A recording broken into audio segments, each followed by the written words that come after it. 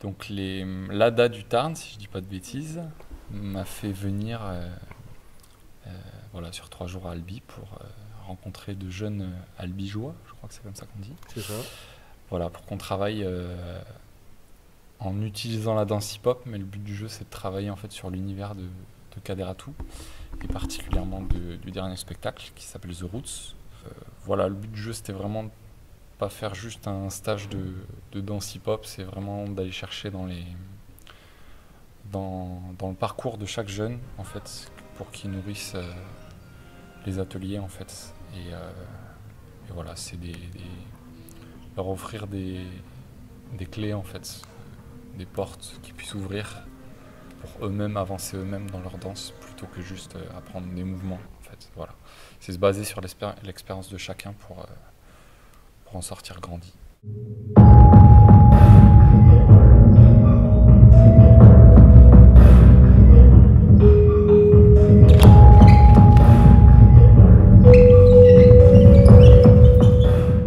Master Dance, ce qui est intéressant, je pense aussi dans sa construction et de cette année aussi, c'est qu'il est vraiment organisé sur la découverte des lieux artistiques et culturels de la ville. Du coup, les jeunes découvrent pour certains le Carré Public, où on donne les cours et ateliers le matin.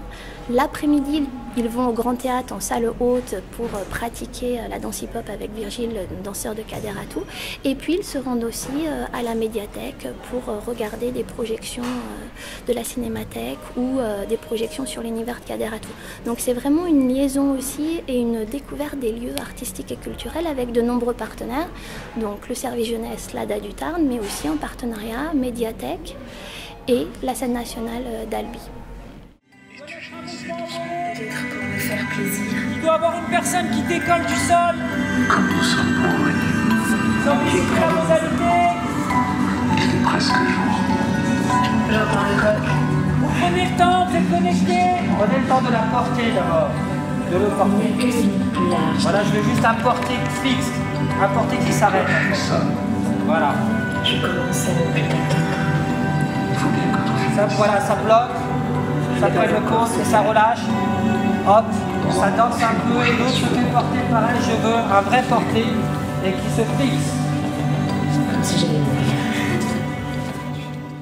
L'intérêt de ce type de rencontre, c'est qu'on a eu affaire à des enseignants, des formateurs qui ne sont pas forcément issus de cette énergie urbaine, qui ne sont pas issus de la danse hip-hop, avec lesquels on a réussi justement à travailler sur l'univers spécifique de Kader, autour de The Roots. Et l'idée justement, c'était de partir d'une technique spécifique qu'est la danse hip-hop pour la tirer vers une poésie. C'était aussi exactement le leitmotiv de The Roots et comment une équipe de danseurs, de 11 danseurs, arrive justement à travailler sous la direction du chorégraphe pour justement passer d'une technique à une poétique. Ce qu'il faut savoir, c'est que on fête les 30 ans de la danse hip-hop aujourd'hui. Et la danse hip-hop, il y a une vraie spécificité française qui n'existe pas ailleurs. C'est que nous, chorégraphes de cette histoire, nous nous sommes accaparés, on va dire, l'histoire de la danse en général, qui est une histoire très forte, riche, la danse contemporaine.